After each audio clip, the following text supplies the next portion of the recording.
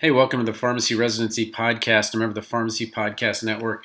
I'm so excited for Phase 2 this year because there are almost twice as many spots in PGY1 and almost 3 times as many spots as last year in PGY2.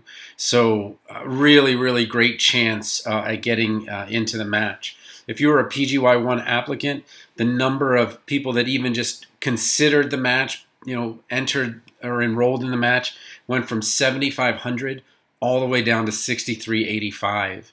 And then for PGY2, it went from 1,300 all the way down to 1,100.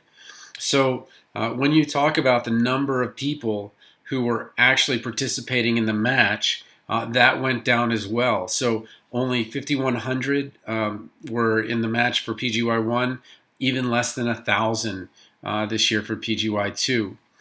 Why does that matter so much? Well, it means that the number of people who did not match is much lower than it was last year. Okay, last year, it was 2,154 PGY1s did not match. Okay, and then 1,440 PGY1s did not match this year. But what's crazy is if you take everyone who didn't match for a PGY2, there are actually more openings than there are those that participated in the match. Now, to be fair, 159 were already kind of taken out. So if you add the 159 that withdrew plus the 230, if you are a PGY2 applicant, there are probably more spots than there are actual people applying for those spots. So many PGY2s this year will go completely unfilled. Okay, PGY1s, again, great news for you guys also, because only 1440 did not match, and there are over 500 spots. If you just take those people that, kind of went into the interview process, you're talking about a 1 in 3 chance of getting in there. Now, yes, some of those people who did enroll in the match and didn't get any interviews at all are going to come in. So maybe your chances are 1 in 3, maybe they're 1 in 4, something like that. But hey, that is about the chance of somebody who is not graduated in the current year matching. So, this is just very exciting for people who really want a residency, who are willing to go through this phase 2 process and take a shot at it. So let me talk about the actual numbers that are coming out of ASHP in terms of the match. So again, last year there were only 282 positions available in the match. This year there are, let me find it. I think I got the wrong one here. It should be 500. Yeah. There are 517 positions in PGY1 and 277 positions in PGY2. I think that PGY2 is going to be turning the corner first. That is, there will be more applicants than there are spots. Other way around, there are more spots than there are applicants.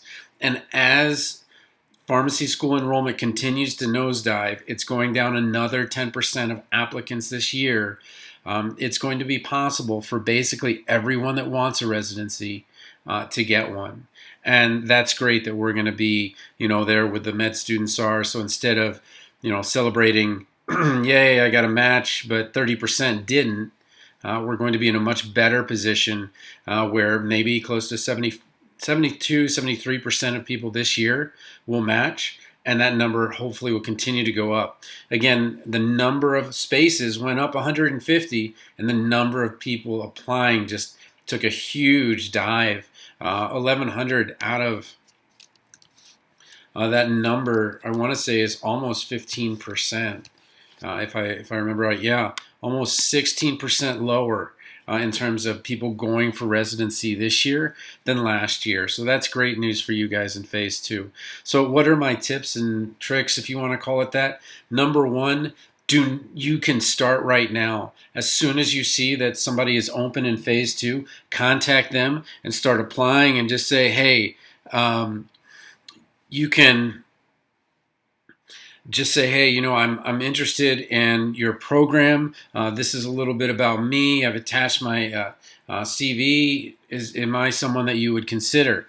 And what people have done is they've sent this to maybe 30 or 40 programs and heard back from 20 or 15.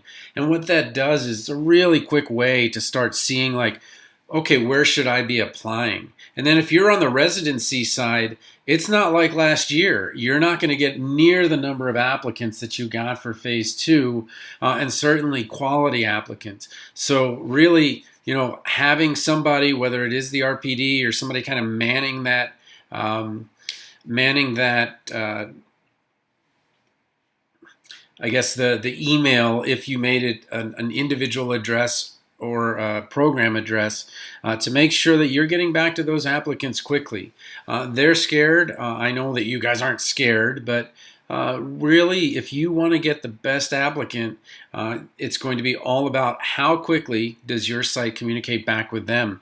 And then as an applicant, if they don't get back to you, maybe put them further down the list. They may already have what they need, or they may kind of be in the throes of, I don't think we're going to actually even fill the position. We put it up there, but maybe we're not. Something like that. So again, you need my help, TonyThePharmacist@gmail.com. And then if you if you want my individual help, residency.teachable.com. Super excited this year. Phase two is going to be completely different than last year. Going to have a ton of acceptances, and it's going to be a great year.